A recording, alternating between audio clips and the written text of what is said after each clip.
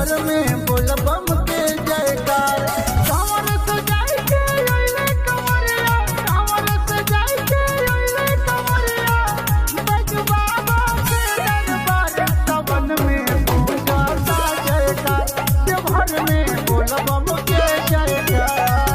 बोला बोला बाबा गोरखनाथ की।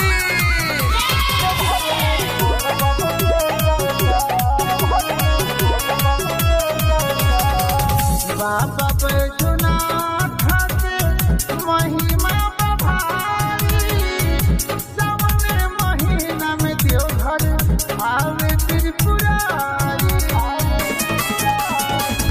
बाबा बैजूनाथ के महिमा भारी, सावन महीना में देवघर आवे त्रिपुरारी। बांधी पगड़िया लेके कंवरिया, बांधी पगड़िया लेके कंवरिया, बैजू बाबा के दरबार सावन में पूजा जयकार। देवघर में बोल बम के जयकार। बोला बोला बाबा गोरखनाथ की।